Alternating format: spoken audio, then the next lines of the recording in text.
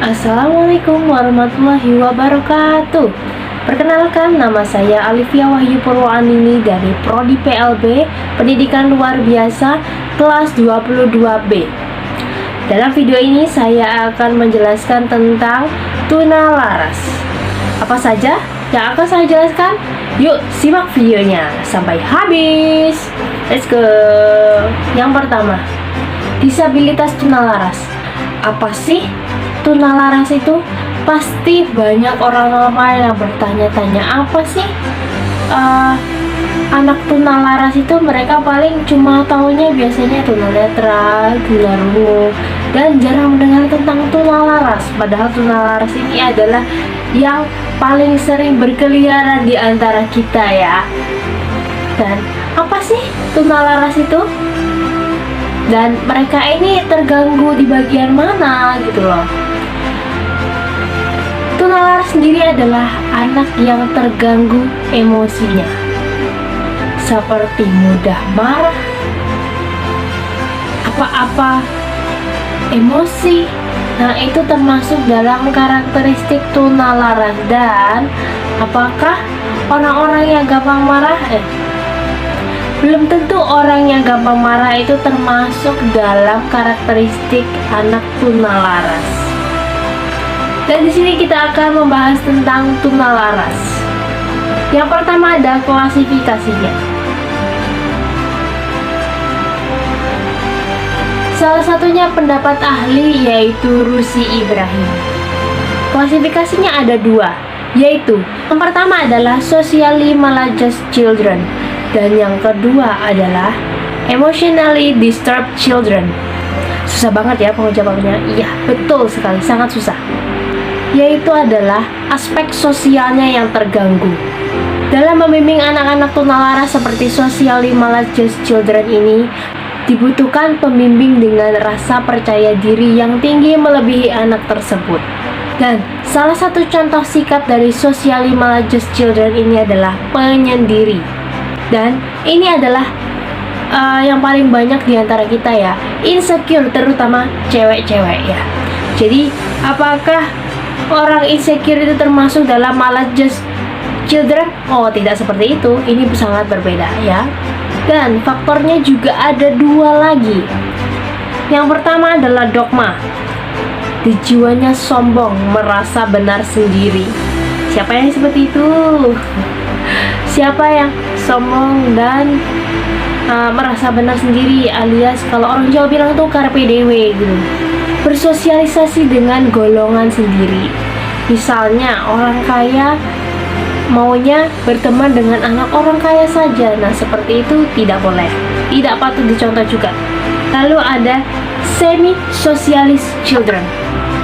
Apa itu semi-socialist children? Anak-anak yang bisa berkomunikasi tapi terbatas. Bersosialisasi dengan golongan sendiri juga disebut bahasa Inggrisnya itu, ini agak susah ya, socialist primitive children. Ada kata primitif ya, seperti goa-goa gitu ya. Ini biasanya adalah anak yang tidak dapat bimbingan orang tua, dari anak broken home dan dari keluarga yang tidak harmonis. Jadi keluarga yang tidak harmonis, anak yang broken home bisa menyebabkan anak mengalami socialist primitive children. Lalu yang selanjutnya adalah unsocialist children. Anak-anak yang tidak bisa bersosialisasi sama sekali. Lalu yang kedua kita akan membahas emotionally disturbed children. Emotionally disturbed children ini dibagi menjadi tiga. Yang pertama adalah gangguan psikosomatis. Lalu ada gangguan psikoneurotik, dan yang terakhir adalah gangguan jiwa psikotik. Yang pertama adalah gangguan psikosomatis. Contohnya, dipermalukan guru karena tidak bisa.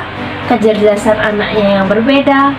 Awalnya itu semangat, lalu mengalami tekanan, gangguan reinforcement, tekanan mental akibat pembuluan guru, dan gangguan ringan. Jadi banyak anak yang mengalami gangguan psikosomatis ya, karena banyak pembulian juga. Yang awalnya anaknya sangat bersemangat sekolah, anaknya jadi malas sekolah karena gurunya membuli muridnya sendiri, diejek karena tidak bisa berbeda dengan murid yang lain. Lalu ada gangguan psikoneurotik.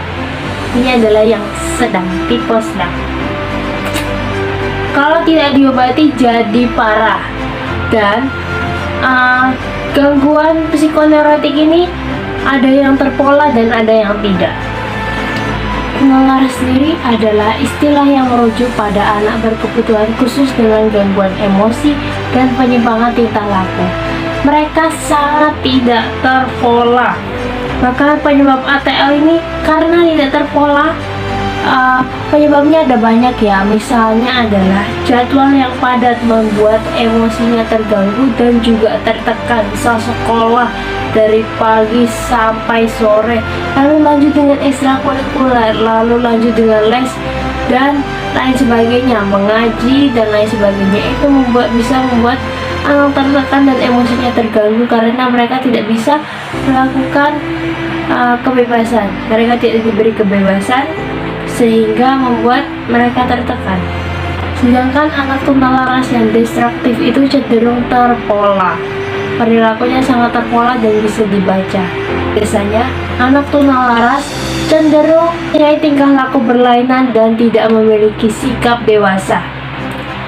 Tidak memiliki toleransi kepada orang lain, mudah melakukan pelanggaran norma-norma sosial, dan sering menimbulkan kesulitan bagi dirinya sendiri atau orang lain.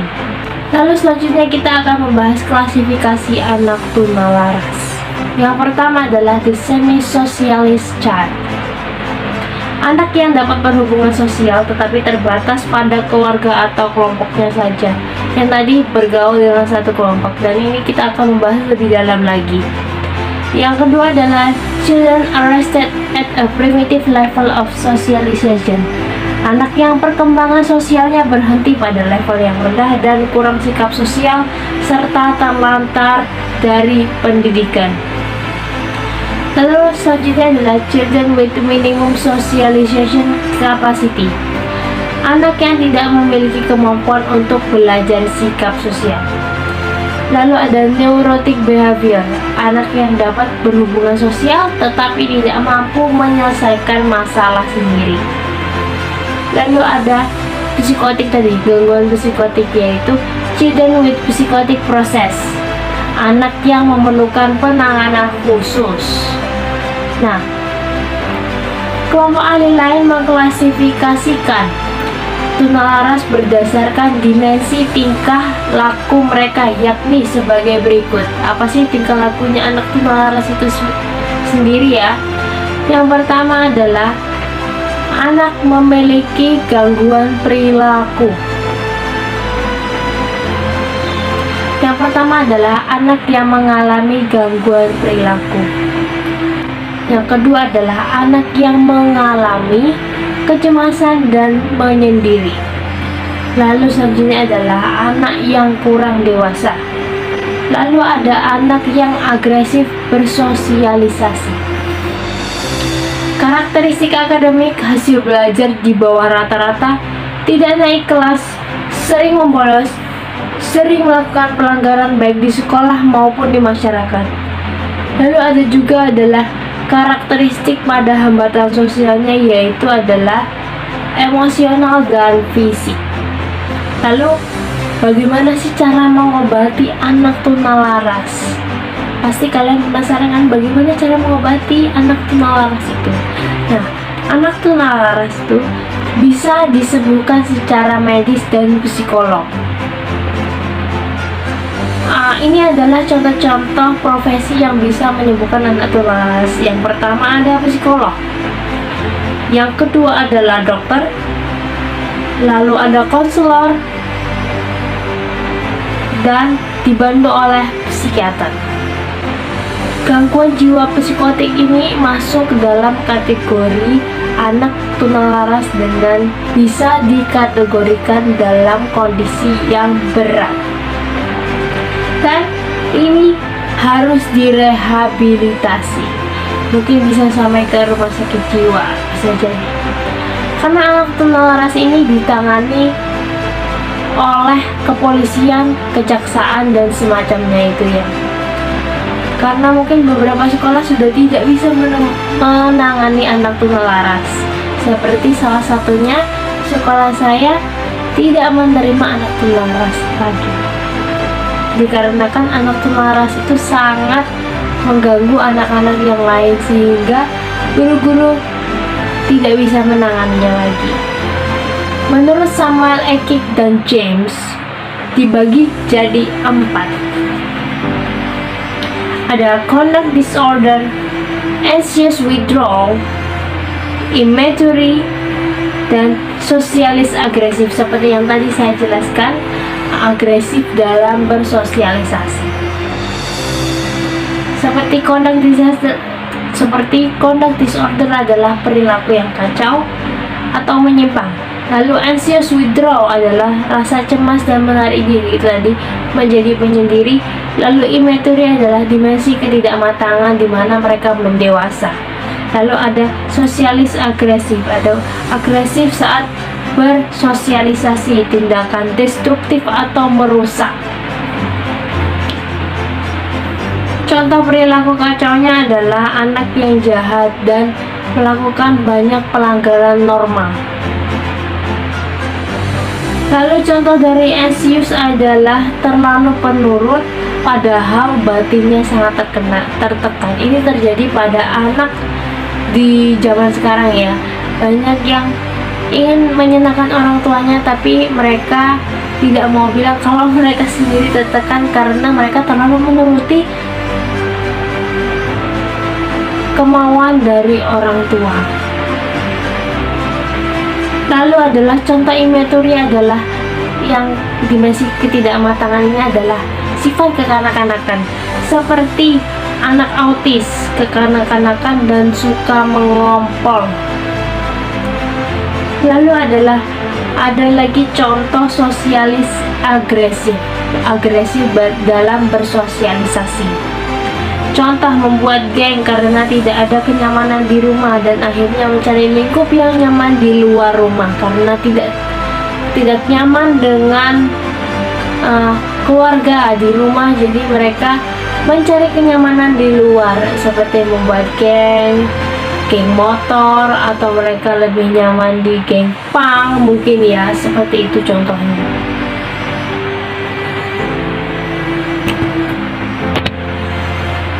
Lalu ada karakteristik akademik. Tadi saya cuma menjelaskan sedikit dari karakteristik akademik dan ini saya akan menjelaskan lebih dalam lagi tentang karakteristik akademik yang dimiliki oleh anak tunalaras.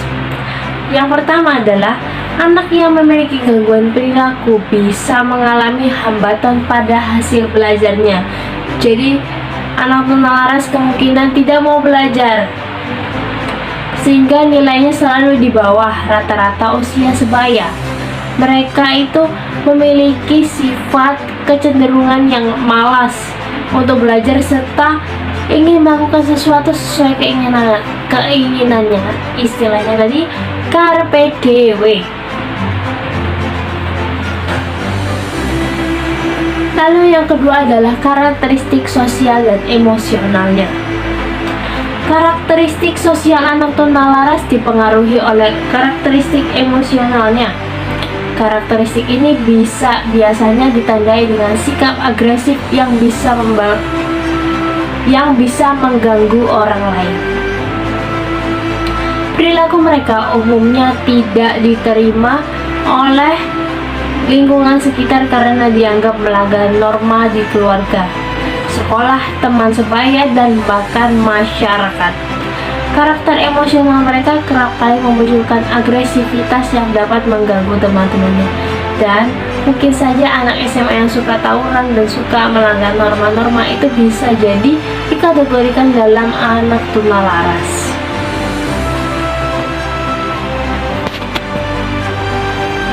Dan pasti banyak dari kalian yang pertama, kenapa anak tunalaras itu harus dididik? karena anak tunalaras juga memerlukan layanan pendidikan khusus untuk mengembangkan potensinya seoptimal mungkin. Kita tidak bisa menyembuhkan, tapi kita bisa mengurangi gejala tersebut. Seperti itu.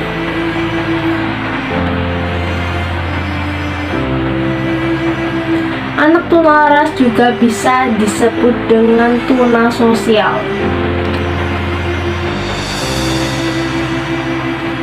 Karena tingkah laku mereka itu sangat melanggar norma-norma yang ada di masyarakat, keluarga maupun di sekolah. Beberapa contoh perilaku tunalaras ini adalah mencuri, mengganggu teman, menyakiti orang lain, dan sebagainya.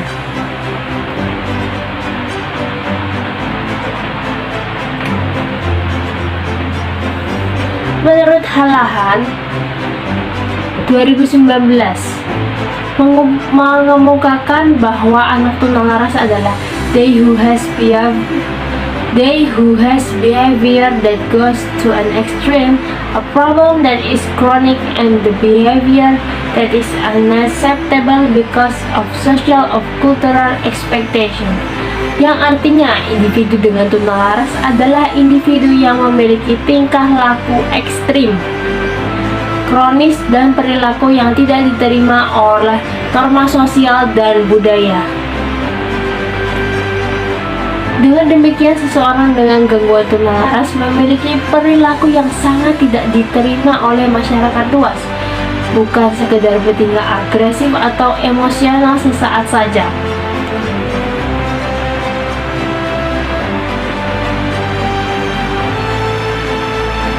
Dan yang untuk lebih spesifik lagi, saya merangkum menurut pendapat ahli, yaitu Power, mengatakan bahwa seseorang anak dikatakan memiliki hambatan emosional atau tunalaras apabila menunjukkan adanya satu atau lebih dari 5 komponen tersebut.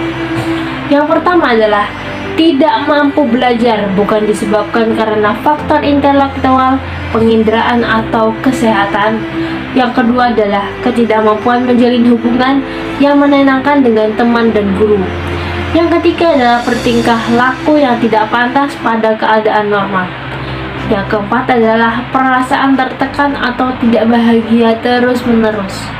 Yang lima adalah cenderung menunjukkan gejala-gejala fisik seperti takut pada masalah-masalah sekolah.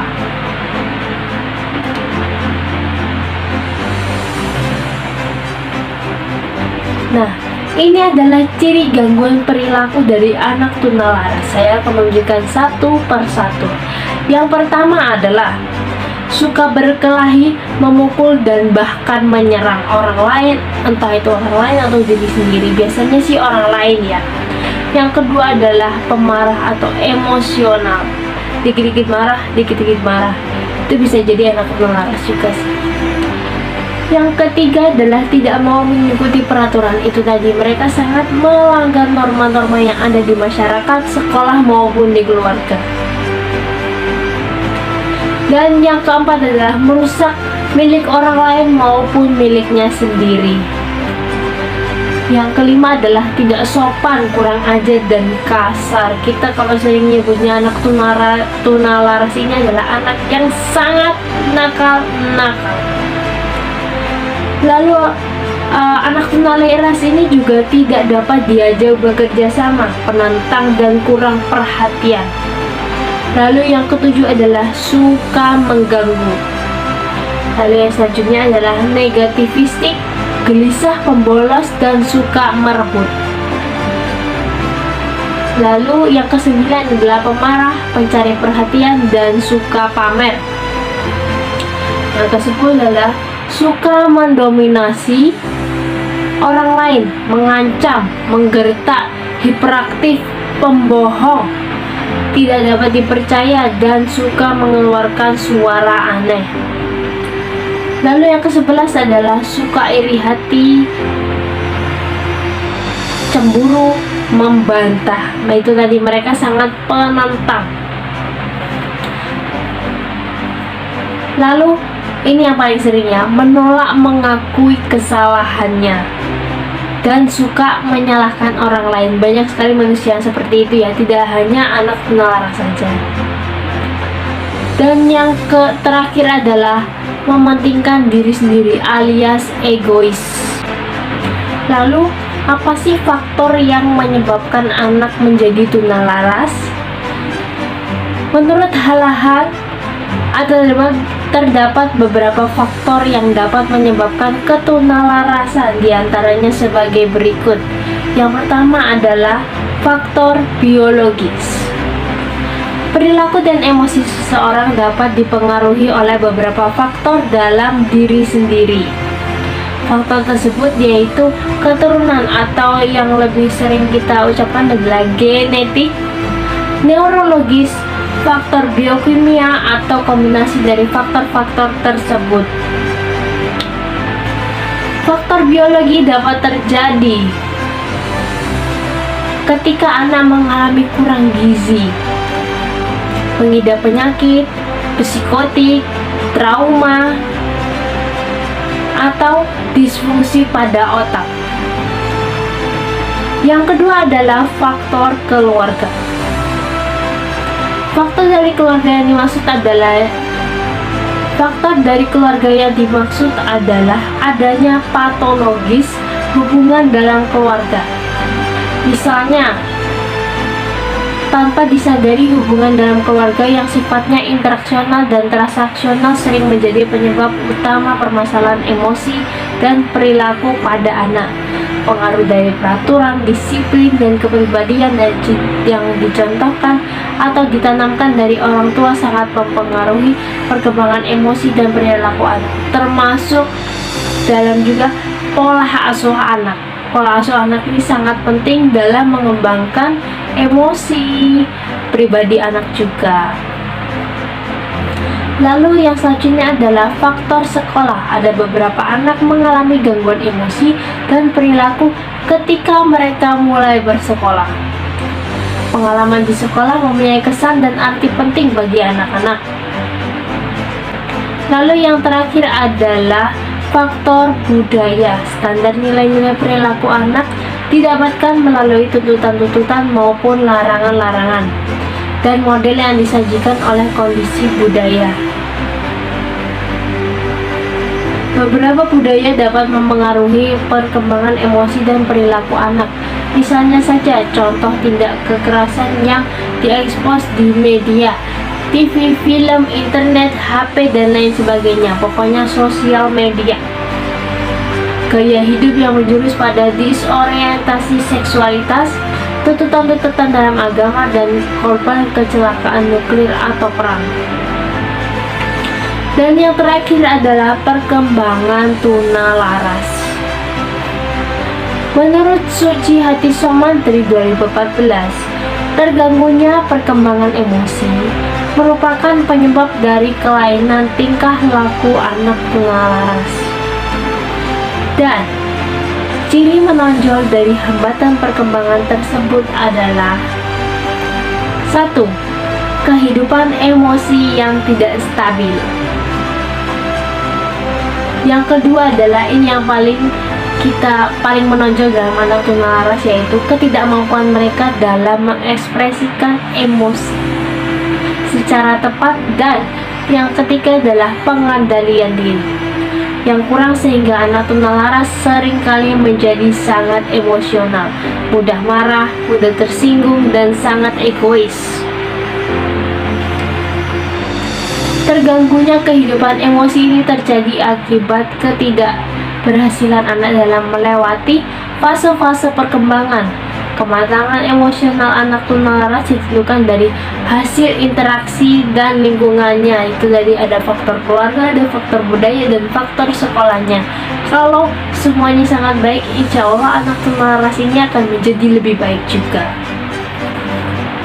Kurang lebihnya saya mohon maaf. Sampai sini dulu video tunalaras kali ini. Sampai jumpa di video materi-materi selanjutnya. Wabillahi taufiq wal hidayah. Wassalamualaikum warahmatullahi wabarakatuh.